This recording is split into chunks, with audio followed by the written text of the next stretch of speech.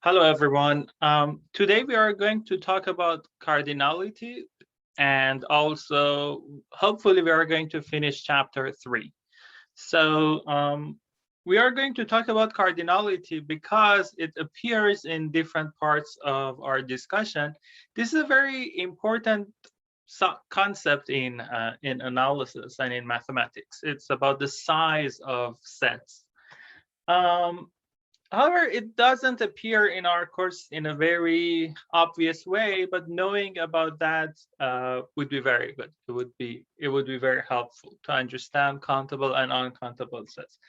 So in an unofficial way, we talked a little about that, but I want to make that a little bit more rigorous. So we start talking about that, cardinality, the size of sets. And after that, we are going to go back to chapter 2. We are going to finish the study of the equation, which now we are studying it for a few weeks. We are going to finish studying the same equation on a bar which is semi-infinite and infinite from both directions, and hopefully that would be it. And I hope on Wednesday we can start the wave equation. Okay, is there any question? Okay, so let's start. So this is a very fundamental concept in math. I'm assuming some of you have heard about it, some of you know it, but let's make sure we all know exactly what it is. So the title is the cardinality of a set. So in a very naive language, the cardinality of a set is simply the size of a set. It's equal to the size of a set, okay? The number of elements in the set. In other words, it's equal to the number of elements in the set. However, here by number, we don't necessarily think about a finite number, as we will see. So for example, if I ask you so let's say we have a set, say A, it contains, let's say, elements 1, 2, 3. If I ask you what is the cardinality of this set, which I usually use this notation for that, do not confuse this with the absolute value. It's defined for a set. The answer would simply be 3, right? Very simple. And in that case, we would say this is a finite set, of course. It would get more interesting when we are working with the infinite sets. So for example, the set of natural numbers, 1, 2, 3, infinite, up to infinity, the set of integers,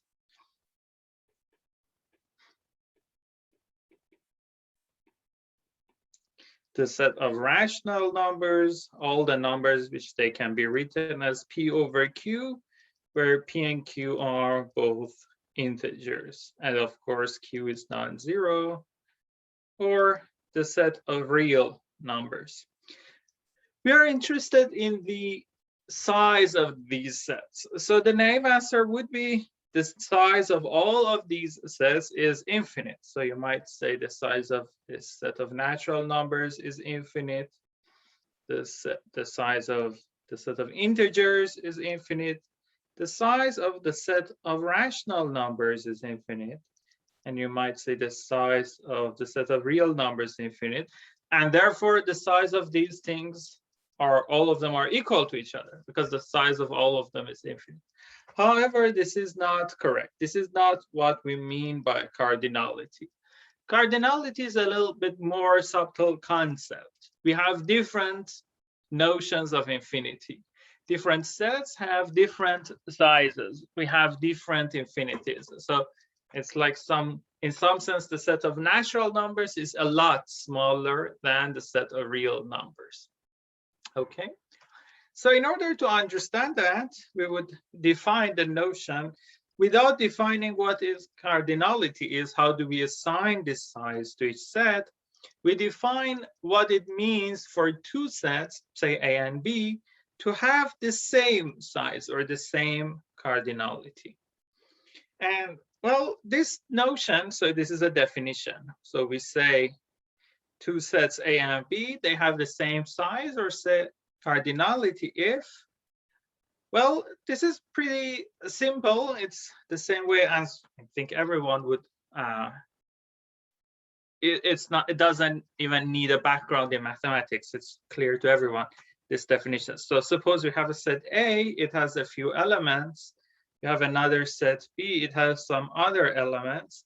If you can just connect elements in A to elements in B, in a way that every element in A is connected to exactly one element in B, and everything is connected. There is nothing left in A or B. So it's not like there is something left in A without any pair in B, or there isn't anything in B without any pair in A, or there isn't the case that you would have two different things going to the same thing, or one thing going to two different things. If you don't have these things, if there is a one-to-one correspondence, we would say they have the same size. So if there is a one-to-one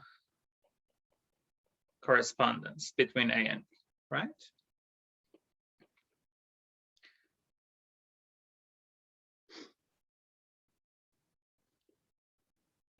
In another language, in another terms, in the language of functions, if there exists a function f from A to B, which it's bijective, which means it's injective and it's surjective.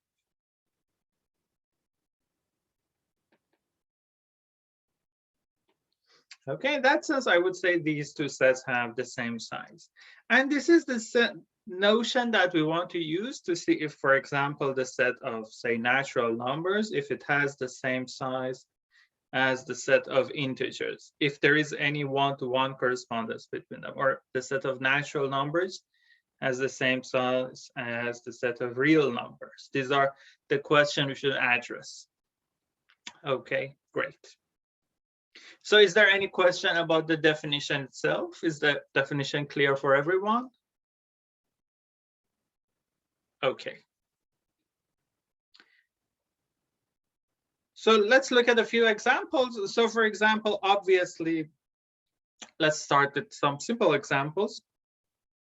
So consider the set of even numbers, say natural numbers, which are even positive numbers, 2, 4, 6, etc., and the set of odd numbers, 1, 3, 5, etc.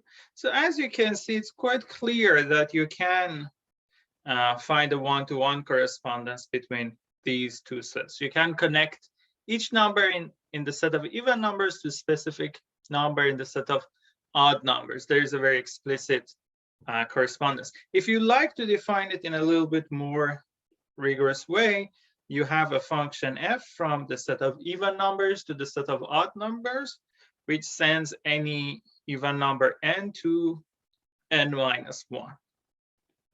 Right? 2 goes to 1, 4 goes to 3, 6 goes to 5, and etc. And this is, since this is injective and surjective, it implies that these two sets, E and O, they have the same cardinality. Okay. Slightly more interesting example is the set of natural numbers. It has the same size as, let's say, the set of even numbers. So it doesn't matter that you might say the set of even numbers is a subset of n, but they are not equal. So this might give you the feeling that therefore the size of n should be greater actually than the size of E, right?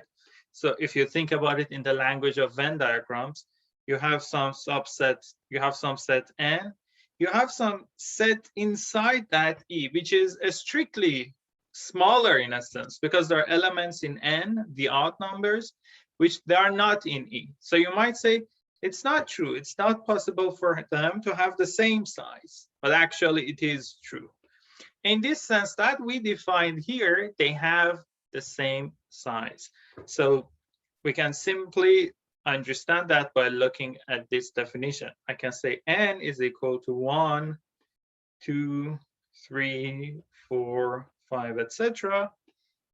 E is equal to 2, 4, 6, 8, 10, etc. And as you can see, there is a one-to-one correspondence between the elements of these two sets, right? I can just connect every element in N to one specific element in E, right? Is that clear? And the function is also clear. I can write it in terms of a function. We have a function from N to E. If you look at this diagram, it's pretty obvious what is this function. This function sends any natural number n to 2n. And this function, again, is injective and surjective, and therefore it is bijective. So we have a one-to-one correspondence. And obviously, E has the same size as O. So this common thing, this thing which seems to be true, that if you have a set inside another set where they are not equal, this is not necessarily true that the set which contains the other one has larger size. They can be equal. And in this case, for n, the set of natural numbers, even numbers and odd numbers, we see that they have the same size. Any question here? The word isomorphism still is, in some sense, is correct, but still is, in this example, which I've written, in some sense it makes sense, but still, because there is no structure, there are just sets, there is no algebraic or geometric structure, I prefer just to call it one-to-one correspondence. So, okay, great. So as you can see, these numbers have the same size, and maybe a very good example, the other example is to note that n has the same size as z, the set of integers. And again, you might say that n goes to infinity only from one direction, 1, 2, 3, 4, etc. Z goes to infinity from two directions, right? You have 0, -1, -2, etc. And the other direction, 1, 2, etc. So you might say it's larger. First, note that this argument is not correct. So the fact that Z has infinitely many elements on the right side and infinitely many elements on the left side, that doesn't cause Z to be a larger set. Why? Well, simply because look at n. N is 1, 2, 3, 4, 5, 6, etc. Right? I can just simply write down n in this way. I can write down 1, 2, 3, 4, 5, 6, 7, 8, 9, 10, 11, 12, etc. So now, just by rewriting the set of natural numbers, I mean, in this form, now it goes to infinity from 4 directions, right? I'm just writing the elements in another way, and it goes, there are infinitely many elements on the right-hand side, there are infinitely many elements on the left-hand side, there are infinitely many elements going up, infinitely many elements going down. It doesn't make n larger, right? By rewriting n, we are not making it larger, we're just changing the notation, the way we are presenting that. So that argument is not correct. Saying Z going to different, like infinity in two directions, make it larger, that's not correct. And in order to explicitly show this correspondence, I exactly do this thing. So rather than writing n as 1, 2, 3 up to infinity, I'm going to do that. I'm going to write 1, 3, 5, 7, etc. And then 2, 4, 6, 7, etc. So now I'm writing the odd numbers in one direction and even numbers in the other direction. And now n also is going to infinity in two directions. And then we have z, which is -3,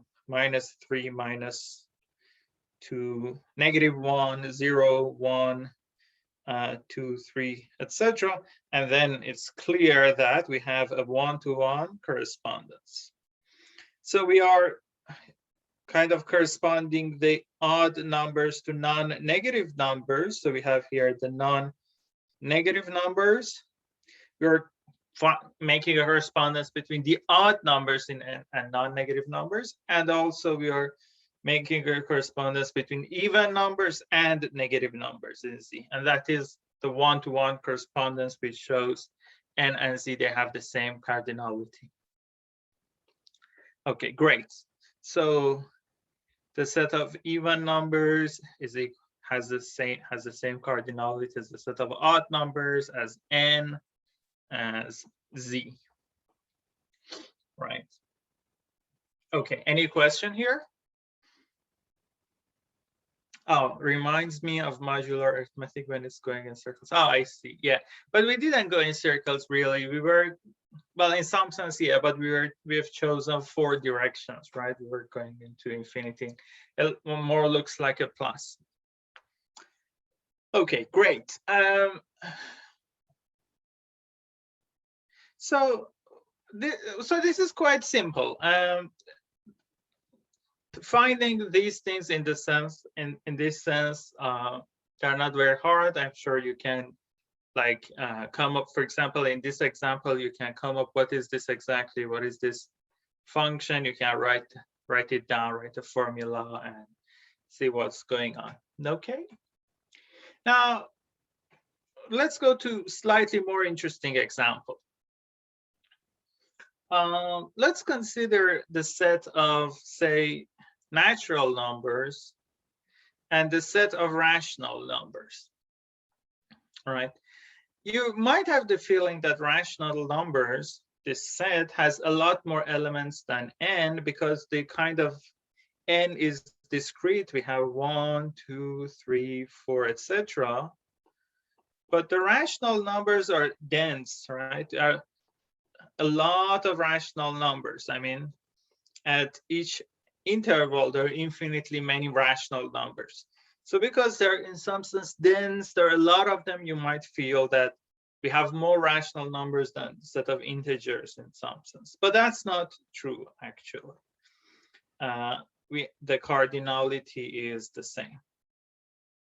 Okay, so in order to see that, let's start by proving something slightly easier. So suppose Q plus is the set of positive rational numbers. So we go up to 0, but we don't have the negative ones. So positive rational numbers. So the first step is that we want to show n, the set of natural numbers. This set has the same cardinality as the set of positive rational numbers. Okay. Great. So that's the goal. So in some sense, if I want to do that, I should tell you what is the one-to-one correspondence between n and this set Q plus, the set of positive rational numbers. In another sense, I should tell you what is f of 1. What is the image of 1? What is f of 2? What is f of 3? What is f of 4? Etc. Sorry. So this might be a little confusing, because when you look at the set of rational numbers, suppose these blue points show the rational numbers, there are a lot of them, right? There are many, there are infinitely many rational numbers in each interval. You might say, if I look at f of 1, f of 2, f of 3, they are anyway, they're discrete. How can the image of n under this map F cover every rational numbers then? Right? That looks a little counterintuitive. On the other hand, this if this function exists from n to set of positive rational numbers, it's like writing, it's like a way to kind of put an order on the set of rational numbers. It's like saying, let's write something. Let's say, for example, f of 1 is 3 over 2, right? F of 2 is another rational number. I don't know. Let's say 7 over 16. F of 3 is, let's say, 5 over 28. I'm just writing these things random.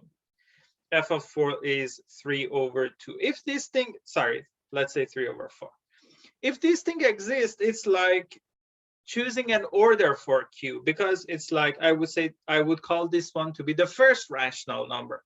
I would call this one to be the second rational number. I would call this one the third one, the fourth one.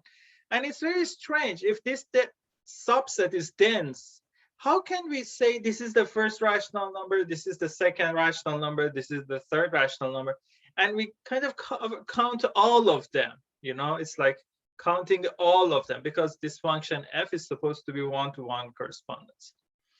So the existence of this function might look a little bit counterintuitive, okay? But actually, it's not that complicated. So let me show you. The idea is that you can write down all the numbers in Q in a table, okay? So let's say 1, 2, I'm going to construct a table here. Let's say 1, 2, 3, 4, 5, 6, etc. 1, 2, 3, 4, 5, 6, etc. here in both directions. Now let's say this direction, it shows us the numerator, and this other one, let's say it shows us the denominator, okay? Now, so for example, the number in this point, it would be 1 over 1. Here it would be 2 over 1, 3 over 1, 4 over 1, 5 over 1, 6 over 1. The number here would be 2 over 1, 2 over 2, 2 over 3. Sorry, I'm making a mistake. That's the denominator. 1 over 2, 2 over 2, 3 over 2, 4 over 2, 5 over 2, 6 over 2, right?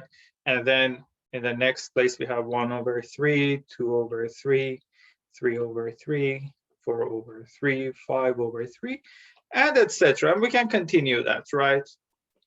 Let's write a little bit more, and then I would stop.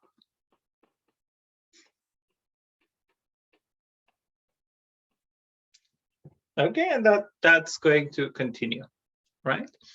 Now, the point here is that if we continue these things to infinity, if in all directions, we will have here in this table, we have all positive rational numbers, right?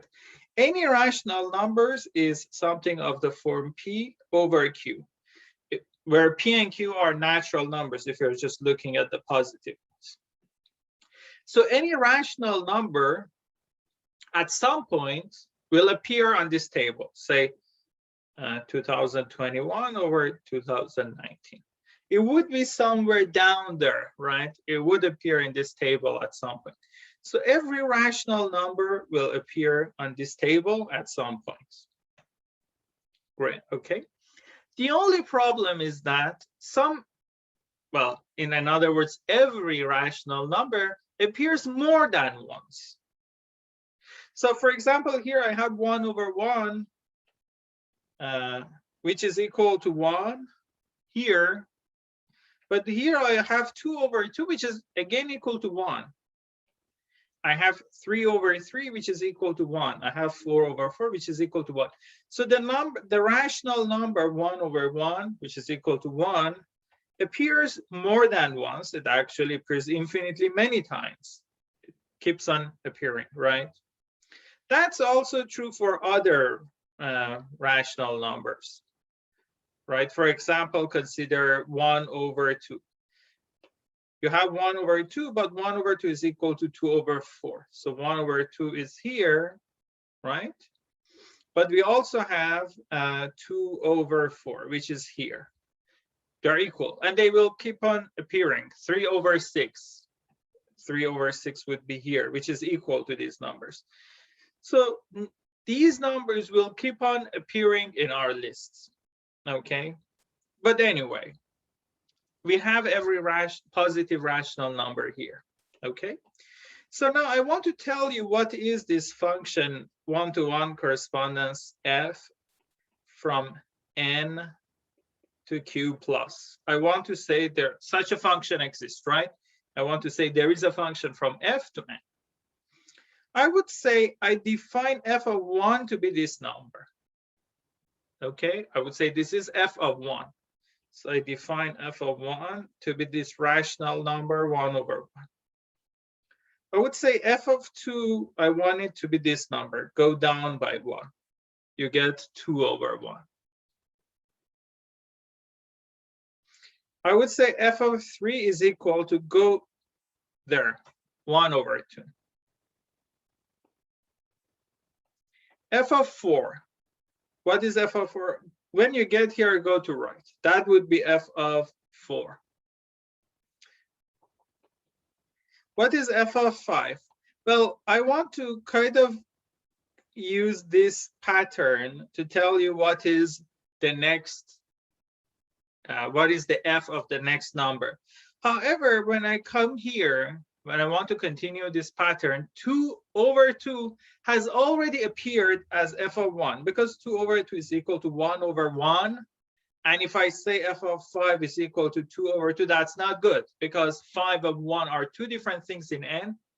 Their image is the same thing. Their image would be the same thing in Q. I do not like that, right? So we just skip 2 over 2. Very simple. We would just skip that. I would say, so I wouldn't define f of 5 to be 2 over 2. I would skip that. I would define f of 5 to be 3 over 1. What is f of 6? I would go there. It would be 4 over 1. What is f of 7? I would go here. F of 7 would be 3 over 2. What is f of 8? 2 over 3. What is f of 9? 1 over 4. And then we go there, we go there. And whenever we get to a number which has already appeared in the list, like 2 over 4 has already appeared as 1 over 2, we simply jump, we skip that. And then 3 over 3, we already had 1 over 1. We just skip that one too. 4 over 2, we already have 2 over 1. That's equal to 4 over 2. We jump over that one too. For example, we would get to this one. And then we go here, we go here, we go here, we go here. And we continue that. That's the... So if, for example, if I ask you what is f of 1000, you can write down a computer program, or I mean, if you are patient enough, you can do that by hand. You can continue, you can count to get to the point where you would have f of 1000. So in this way, you have a well-defined function from n to q plus. So f of any natural number n is defined. Because all the positive rational numbers, they appear on this table, at some point we would get to each of them, and therefore this function is surjective. Because all the things in the target, in the codomain Q plus, the positive rational numbers, they appear somewhere in this table. So if we keep on going, if we spend enough time, we would get to each element at some point. So it's surjective. Also, it is injective, right? Because when, for example, some number, some positive rational number appears in the target, after that, if we get to that number again, for example, let's say if we have chosen 3 over 2, for example, let's say 3 over 2 is f of 7, right? 3 over 2 is equal to 6 over 4. Later, 6 over 4 exists somewhere. When I get to 6 over 4 again, I just jump over that. I skip that, right? So 3 over 2 as a number appears in this way I'm constructing my function appears in the target only once. It's only image of 7. After that, we would skip that number. So it's also injective. And therefore, this type of construction gives us a one-to-one correspondence between the set of natural numbers and set of positive rational numbers. And because we have this one-to-one correspondence, by definition, they have the same cardinality. They have the same size. So the size of n is equal to the size of q plus. Is there any question here? Actually, 6/4 was here, not there. Any question?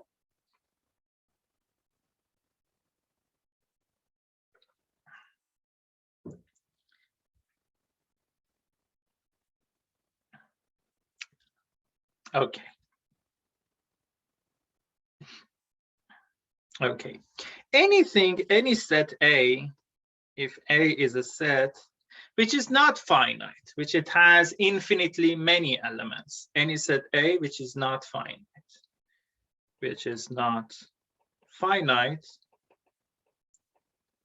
if that set has the same cardinality as n, we would say A is countable. Sometimes people call finite sets also countable, but let's fix that convention in our course. So when I say countable, I mean it has infinitely many elements, but there is a one-to-one correspondence between that set and the set of natural numbers. So we just proved, for example, that Z and Q plus are countable. Okay.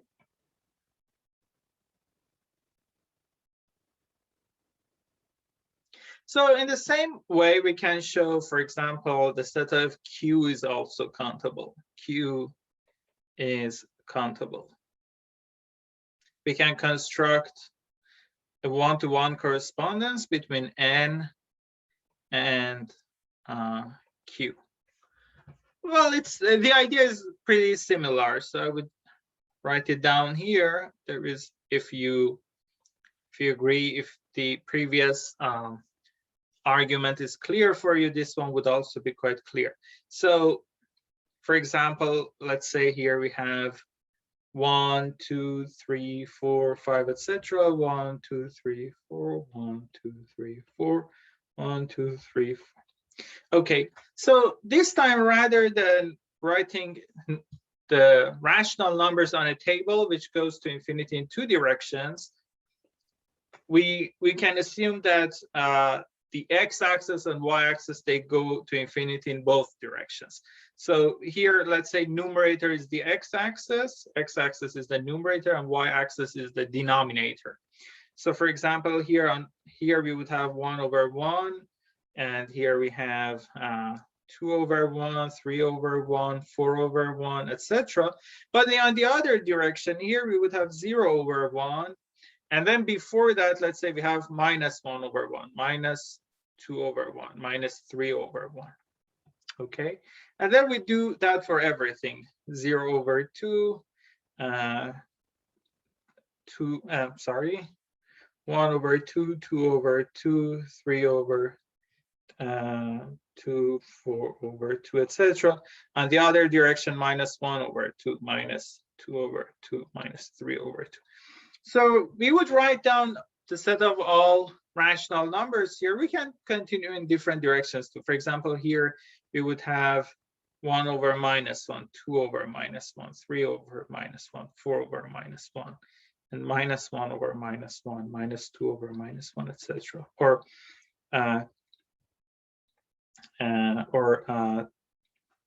1/-2, 2/-2, 3/-2, 4/-2. In the other side, we would have -1/-2, -2/-2, etc.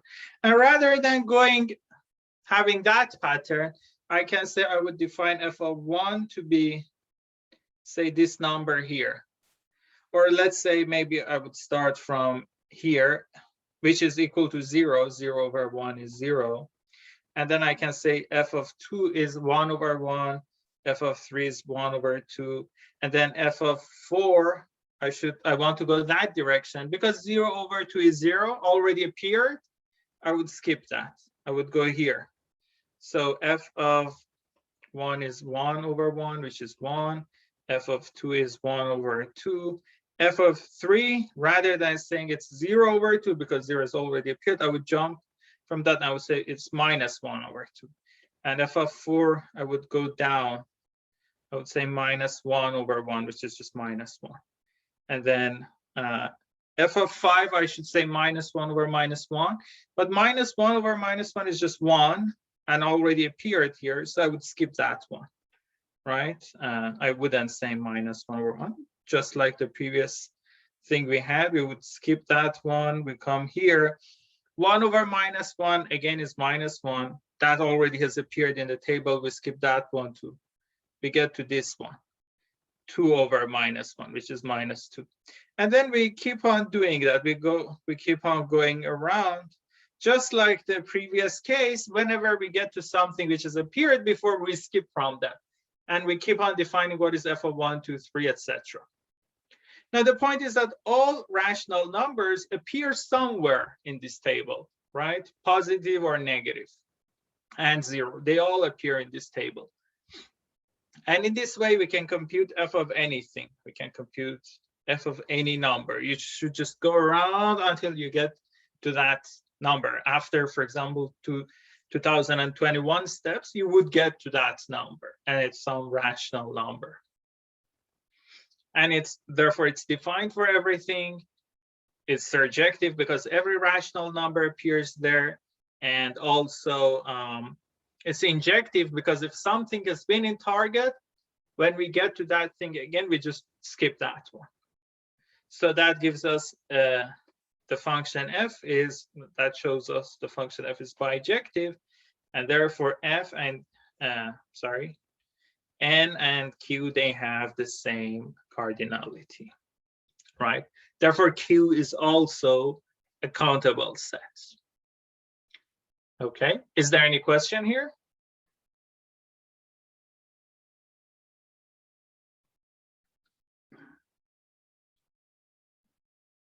Okay.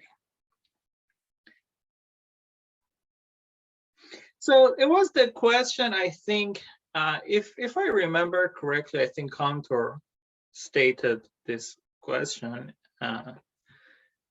He asked a question that is, I'm not sure if historically I'm right or wrong. Maybe someone else stated this question. So let's just write it down as a question. Is every infinite set countable? In other words, for example, you have a set A which has infinitely many elements, right? Is it always possible to find a bijection between that set and N? Up to this point, it seems to be the case, right? Up to this point, we saw N and Z and Q, they all have the same cardinality. Now, the question is that correct for every infinite set A? Or not? Okay, that's the question.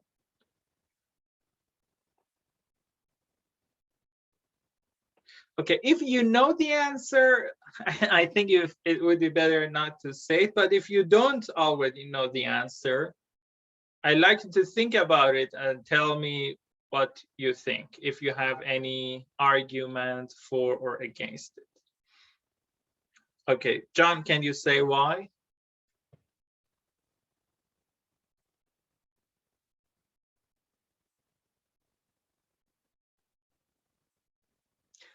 Imaginary numbers. Well, that's not exactly in this direction. So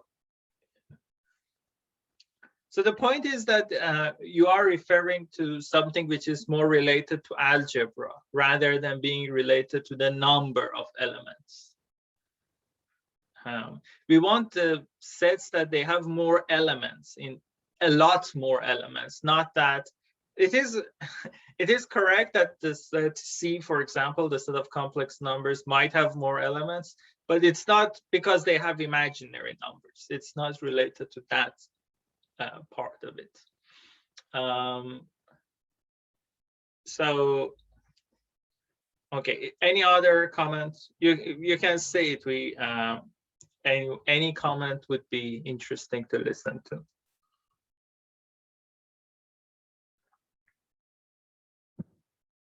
Okay.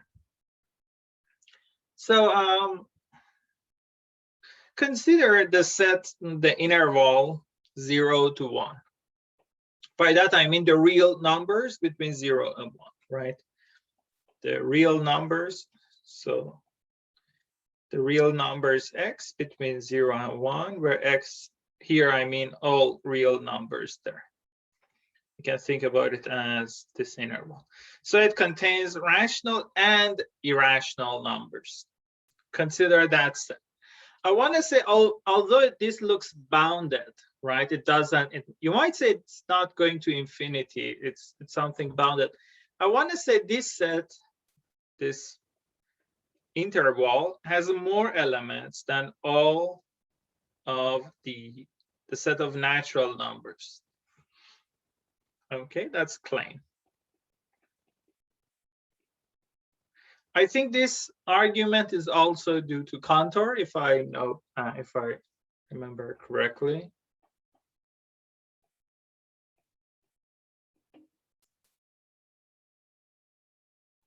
And this is a very famous argument. This is called the diagonalization argument.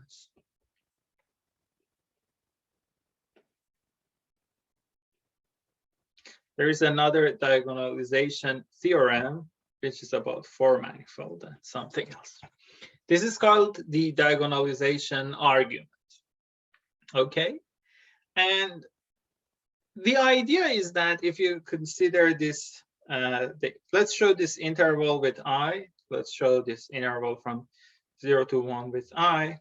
The idea is that any element in this interval, any x in this interval, we can look at its decimal presentation, right? Any element there, for example, can be written as, well, it can be written as 0 point something. Let's say 0.2, 3, 5, 4, etc. Right? Any numbers between 0 and 1, including 0 and 1 itself, it can be written in this way. We can look at its decimal presentation. Now, there are a few tricky things here. Is that, for example, if you look at 1, which is in this interval, you can write it as 1.000, etc. But you can also write it as 0.999, etc. These two things are equal. That's another story. These two things are not very close to each other. These two things are equal. They're exactly the same thing. We can use both presentation, right? Or any other number.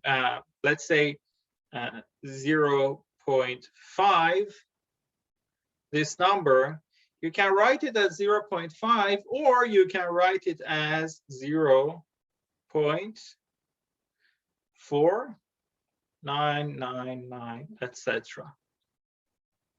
Right? So these numbers, they can be written in two different ways. Okay.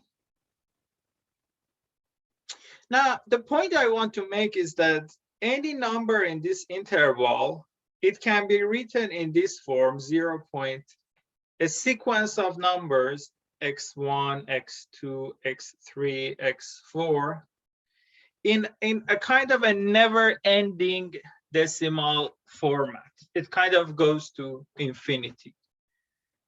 You can keep on writing the number in this sense.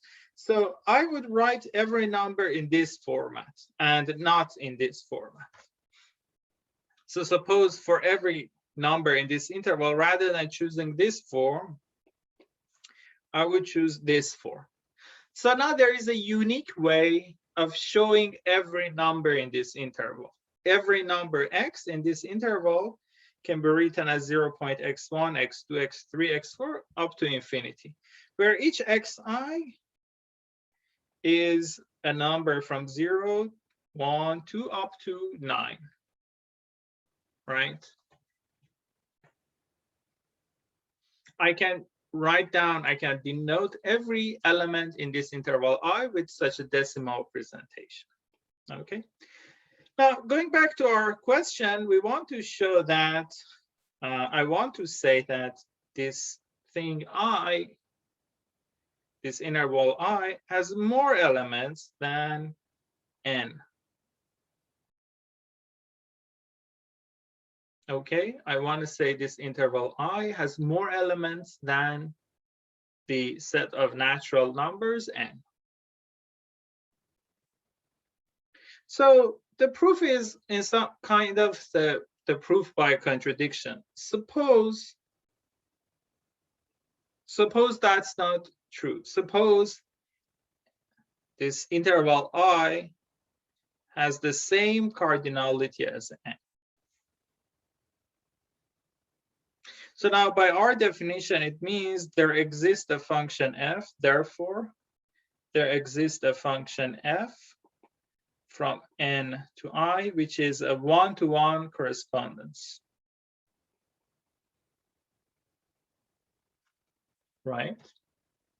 So for example, we can see what is f of 1, we can see what is f of 2, we can see what is f of 3, and etc. And this f is supposed to be injective and surjective, right? So let's say f of 1 is, let's just denote that with, say, let's use something. Let's say a1, a2, a3, etc. These are real numbers in this interval I, right? The target is this interval from 0 to 1. So these numbers, a1, a2, a3, a4, etc., they are real numbers between 0 and 1. All of these things, they belong to this interval from 0 to 1. On the other hand, each number in this interval it has a decimal presentation. It can be written as 0 points, and then I can write down its decimal presentation, right? So I don't know what a1 is, but let's denote the first digits appearing there with a11, the second digit with a12, the third digit with a13, a14, a15, etc. A2 is another real number in this interval from 0 to 1. So we can look at its decimal presentation, and it should be 0 point something.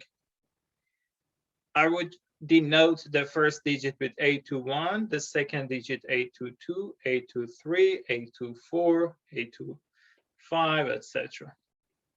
That's correct for the rest of them, right? We would do the same for every number on this list.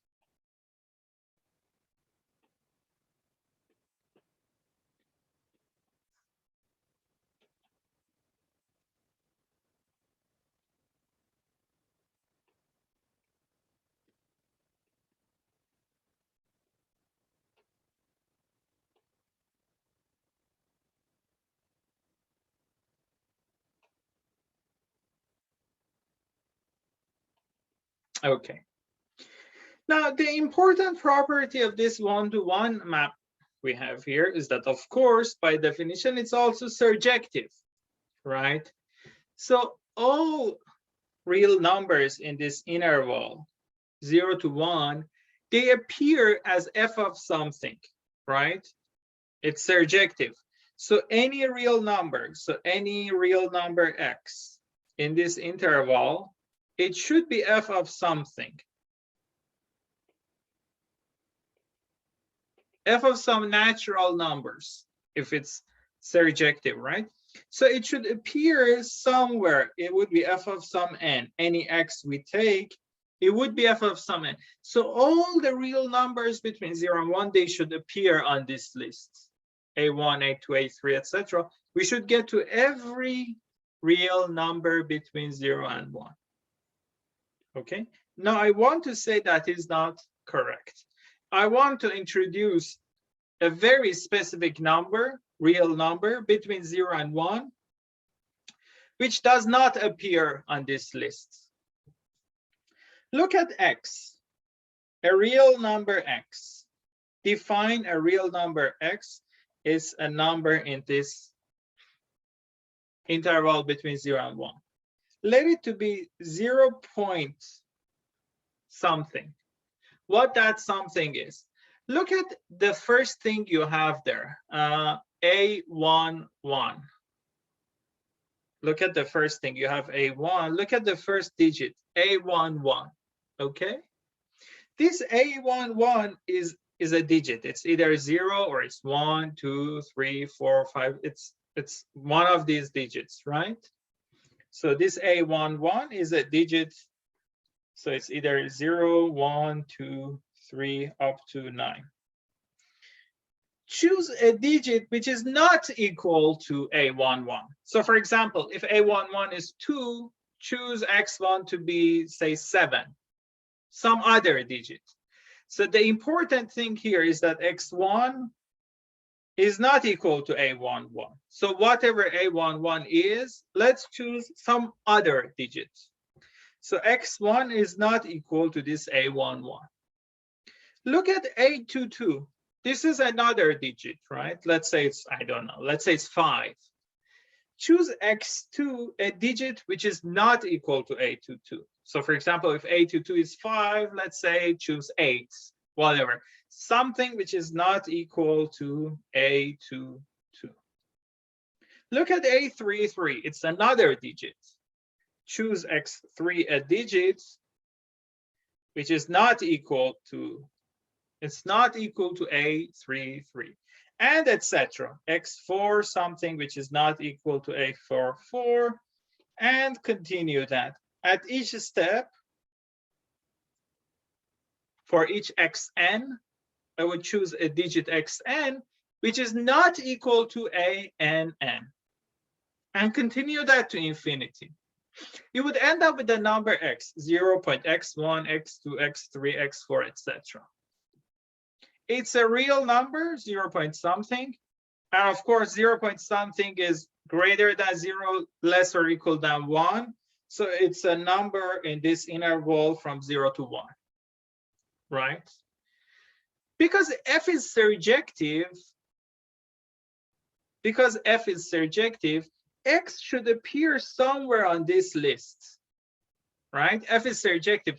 So any real number in this interval should be f of something. So x should appear as f of some n. But I want to say that's not possible. Why? Well, this x is not equal to A1. It's not equal to A1 because if you look at its first digit, it's not equal to A11. So it's not equal to A1. This number x is not equal to A2 either because its second digit is different with the second digit of A2. So they are different numbers. So it's not the second number on the list. This x is not the third number of the list either because its third digit is different with the third digit of the third number on the list. In a similar way, it's not the fourth number on the list. It's not the fifth number on the list. You can continue that to the infinity. It's not equal to any number on the list because if you look at, for example, if you say after 10 steps, we would get to x, I would say that number in the 10th place of its decimal presentation has A1010, and we have chosen x10 to be something which is not equal to that. So if you look at all these numbers on this list, they have at least one digit different with x. So x is not anywhere there. But on the other hand, f should be surjective. These two things gives you the contradiction. And this contradiction shows our assumption was wrong. This assumption is wrong, and therefore you can't have a one-to-one correspondence between them. Actually, the thing we got with contradiction to was the surjectivity. You can't have a surjective map from N to I. N is not big enough to cover all of I. So this set has cardinality greater than N. Of course, because I is a subset of R, as you can guess, this is correct that, well, it shows that the set of real numbers has larger cardinality than N. So R is the first infinite set which is not countable. Not countable. So the infinite sets which they are not countable, any infinite set which is, so if A is an infinite set which is not countable, in other words, it has more elements than N. In other words, it has more elements than N. Then we call A an uncountable set. And in other words, R is uncountable. You can't count that. You can't say, this is the first element, this is the second element, this is the third. There are so many elements that you can't count them. Therefore, it is uncountable. Is there any question about this argument, this diagonalization argument of Cantor? I'm assuming the first time you see this argument, it might be a little confusing to you. It's very interesting argument, and yeah, it's really beautiful. So it shows there are different infinities. So we know we have 1, 2, 3, etc. But you might think, and then there's infinity. But Cantor showed that there are different types of infinities. Some infinities are larger than some other ones. Okay. Okay, great. Well, I don't think it's possible to write it down in an easier way. So this argument is a little bit confusing, but yeah, I can try to explain it again. So let's write down the steps of the argument. So it's proof by contradiction. So it's proof by contradiction. I want to show that the interval I has more elements in it than N. Proof by contradiction means you assume the thing that you want to show is wrong. So I would assume they have the same number of elements, and I hope to get to contradiction, right? That's what we mean by proof by contradiction. I assume they have the same number of elements, and I hope I would get to contradiction, assuming that, imagining this is correct, if I get to contradiction, it shows the assumption was wrong, and therefore they don't have the same number of elements. So the strategy is that to assume they have the same number of elements and then trying to get to contradiction. That's the idea, okay? So if they have the same number of elements, by definition, there should be a one-to-one correspondence between them. So there should be a function f from N to I, which is injective and surjective.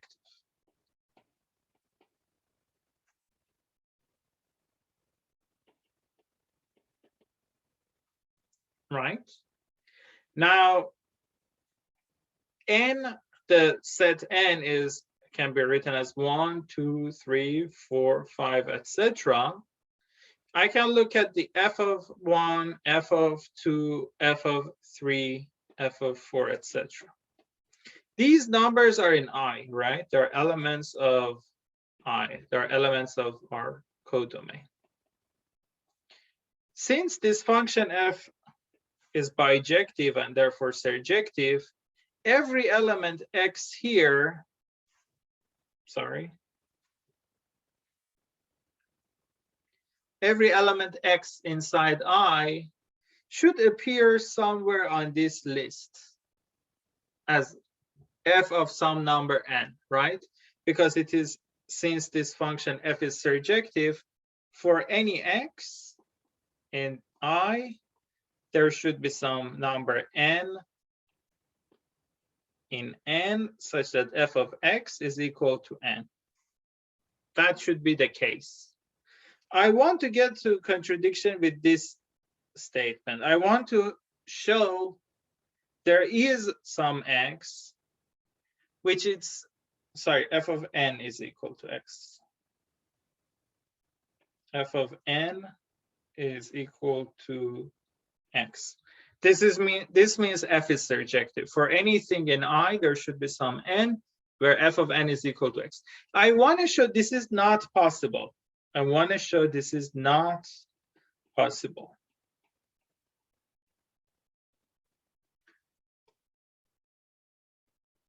So you don't even need to think about it as proof by contradiction, but I guess it would make it more easier to understand.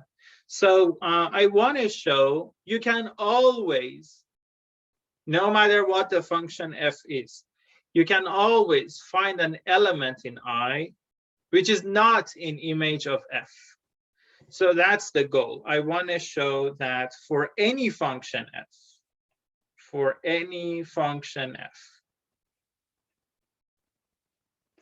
you can always find some, that's what I want to do. I want to say you can always find some x, which it is not equal to f of n for any n. So it's not in the image of this function. This would be obviously this thing here would be in contradiction with this thing here, which says f is surjective. So the idea is that you want to construct some element x, so you want to find some number x in this interval I, which it's not f of any natural number. And the way you do that is that you would say f of 1 is a real number in I, so it has some decimal, infinite or never-ending decimal presentations like this.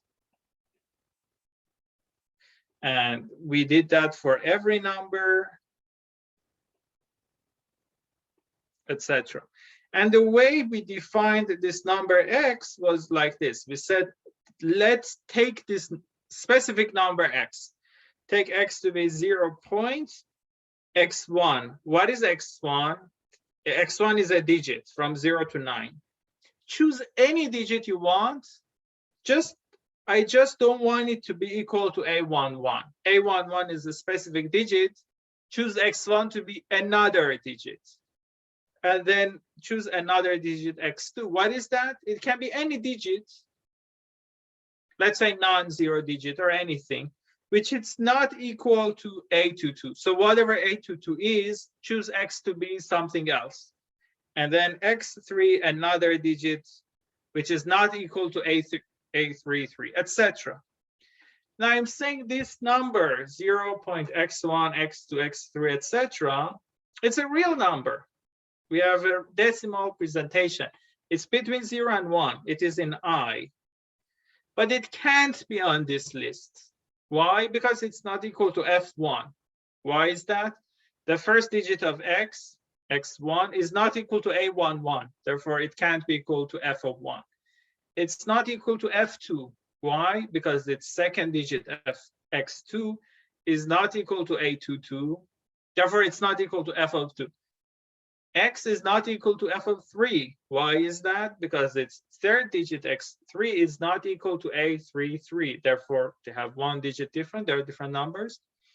This never-ending digits, it shows a number uniquely. So if they're different, these digits are different. They're different numbers. In the same way, it's not equal to f4. It's not equal to f of 5. It's not equal to f of 6, etc. It's not equal to f of any n. Therefore, it's not in the target of this function f. We were assuming f is surjective, Now we have a number f which is not equal to, we have a number x which is not equal to f of any n. Therefore, the function f is not surjective, right? It's a contradiction. What was our assumption? The assumption was these two sets have the same cardinality. Therefore, they don't have the same cardinality.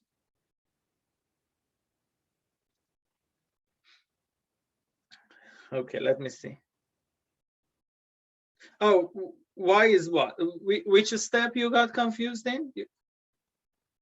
What was the confusing step? Hello? Yeah. I was confused when you said the function f. I meant the function x, and then you were talking about like x1, and then you said you didn't want it to be equal a11. Yeah, so I'm constructing this number x. I can choose x anything I want it to be, okay? And I'm saying I'm writing down its digits any way I like. And the way I've decided to do that is I'm saying that I like x1 to be a digit which is not equal to a11, and x2 be a digit which is not equal to a22. You can choose, you can construct another number x for yourself with the same technique. You can choose a number y in the same way. Okay, the only condition is that I'm assuming the nth digit is not equal to ann. Why am I doing that? Because when I do that, x can't be equal to f of n, because its nth digit is different with the nth digit of f of n. Therefore, x is not equal to f of n for any n. Yeah, great. Yeah. Any other question?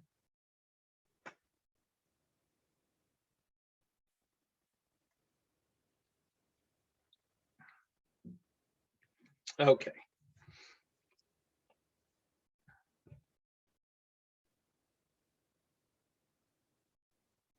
Good. Any other question?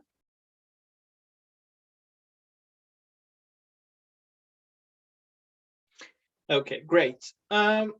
So let's continue. So this subset of real numbers 0 to 1, this is uncountable. So what if I choose a larger one? What if I choose j to be 0 to 2? Do they have the same cardinality, or 0 to 2 has larger cardinality? So the question is that these two things, the interval from 0 to 1 or 0 to 2, are they equal, or maybe 0 to 2 has larger cardinality? That's the question. What do you think is the answer? Well, of course, 0 to 1 does not have larger cardinality, right? You can guess that. But do they have the same cardinality or not?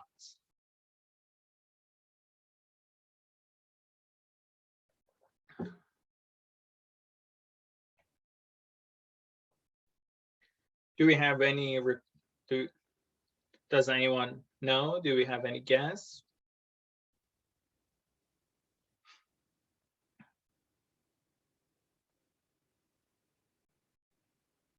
Okay, so yeah, that is correct. So they indeed have the same cardinality. I have not defined explicitly what does it mean for a set to have cardinality larger than the other one, but I'm assuming we kind of have an idea. I will explain that more carefully. Here, this subset 0 to 2 has the same cardinality as 0 to 1. Actually, any interval a to b where a and b are not equal, assuming b is strictly greater than a, they all have the same cardinality. Let's say it's equal to the interval 0 to 1. All of them have the same cardinality. Doesn't matter how large or how small the interval is. They all have the same cardinality. And the reason is that in order to show that, I should construct a function f from 0 to 1 to a and b. And I want this function to be a bijection, injective plus surjective, right? Now, this is pretty simple. Define f of x to be, well, b minus a times x plus a, right? Yeah, plus a. Now, this is a linear function. You can think of even about its graph. The domain is this from 0 to 1. F of 0 is equal to a. So f of 0 is equal to some a. F of 1 is equal to b minus a plus a, which is equal to b. Let's say this is b. F of 1 is equal to b. And this is the graph of the function. It's very simple to see this is both injective and surjective. So we have this one-to-one correspondence. So they have the same cardinality.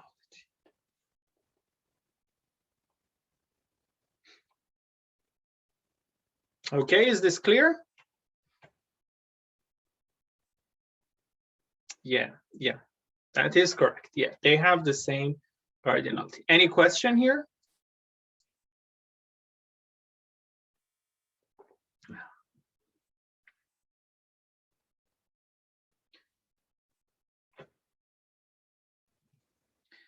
So actually, there are some types of arguments which I have not proven, but you might find them intuitive. So, and it would help also with your question. So if A is a subset of B, A might have the same cardinality as B, or it might have the strictly smaller cardinality.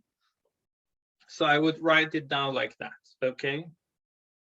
So for example, the open interval from 0 to 1 is a subset of the closed interval from 0 to 1, right? So that shows you the cardinality of the open interval would be less or equal than that, right? On the other hand, the closed interval from, say, 1/3 to 1/2 is a subset of the open interval from 0 to 1. Therefore, this interval has cardinality strictly less or equal than 0 to 1, right? Again, on the other hand, all closed intervals, they have the same cardinality. Therefore, 1/3 to 1/2 has the same cardinality as 0 to 1, right? So if I call this, let's choose a letter for this thing. I don't want to introduce its official letter. It's infinite, but there are different infinites, right? Let's choose a letter for this thing. I don't know. Let's choose something random. Let's use something like $sign. Okay. So let's call the cardinality of these closed intervals. Let's show them with $sign. This shows us that the interval, open interval 0 to 1, is less than $sign, less or equal than the $sign. On the other hand, using this one, it's greater or equal than the $sign.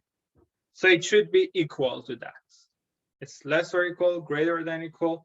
Therefore, this interval has the same cardinality as $sign, which is the cardinality of 0. And it's not strange, right? The interval, the numbers from 0 to 1, there are infinitely many numbers. Now, going from the closed interval to open interval is just you removed only 2 points, 0 and 1. There are so many numbers from 0 to 1 that removing only 2 numbers doesn't affect the cardinality of this set at all. Okay, did I answer your question? Okay, great.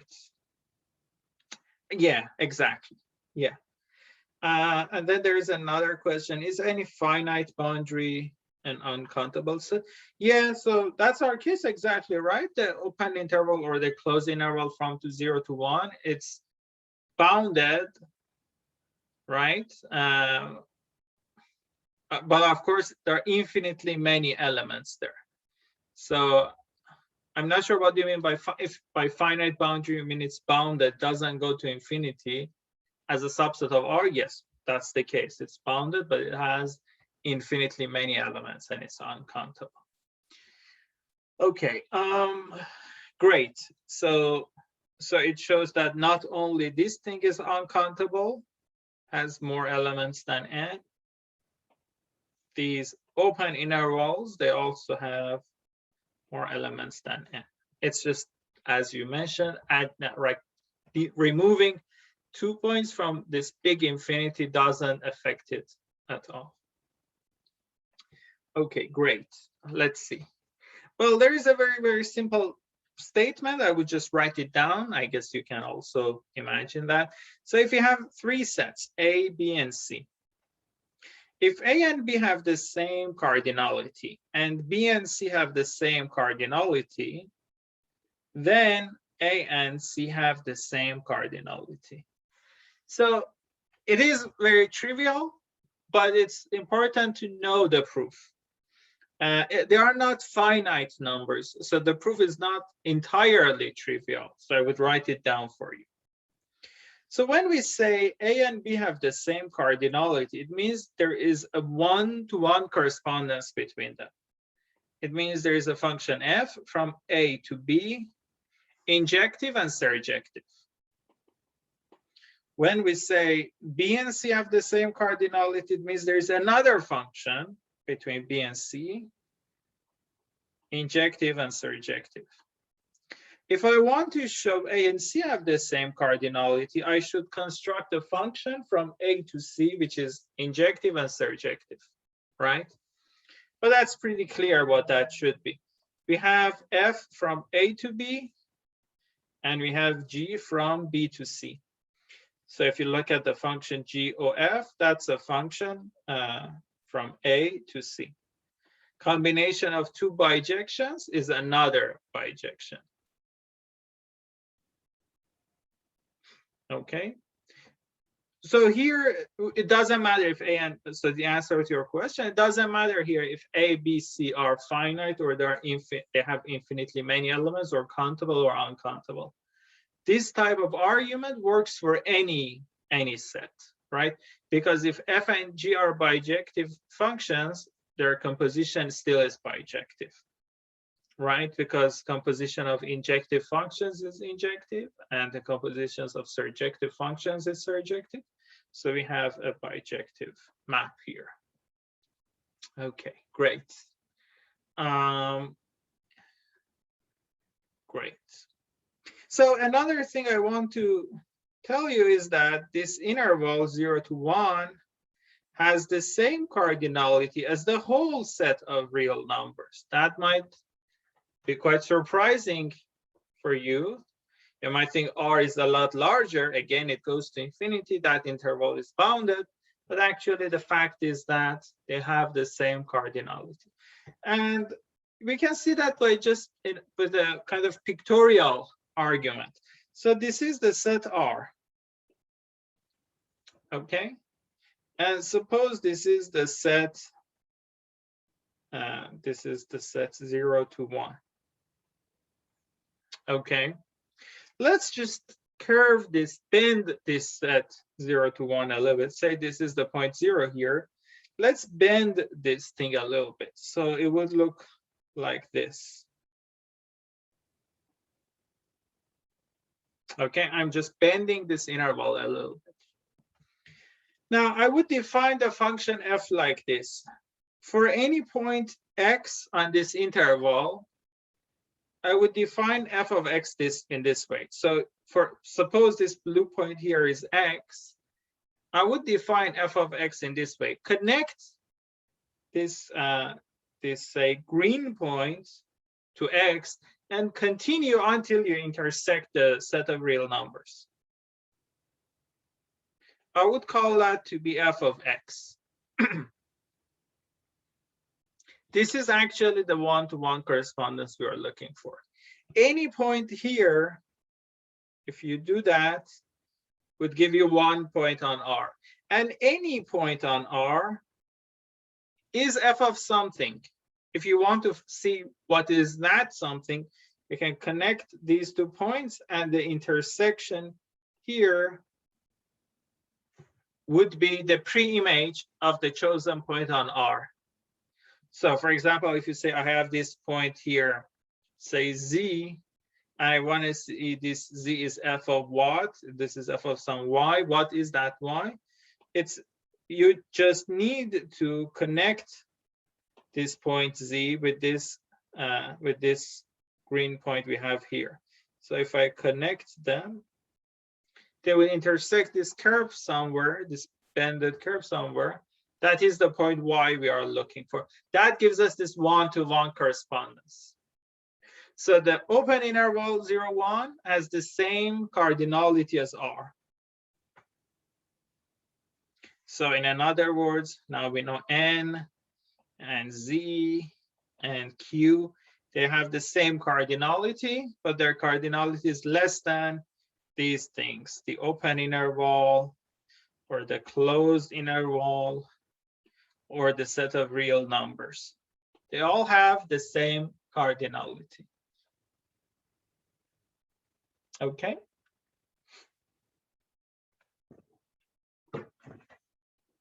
Great.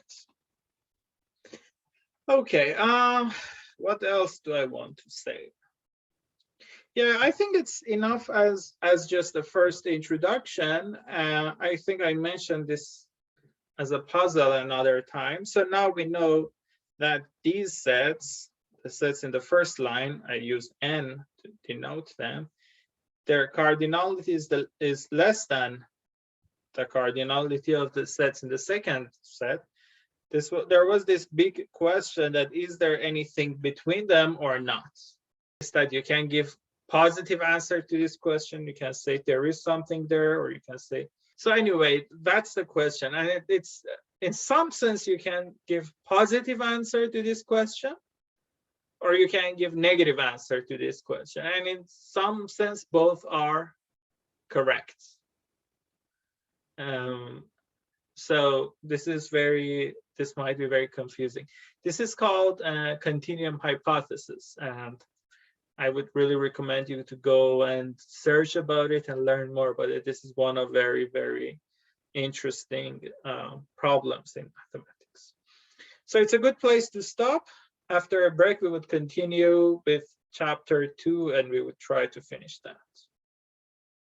Any question? Okay, if not, we can stop here.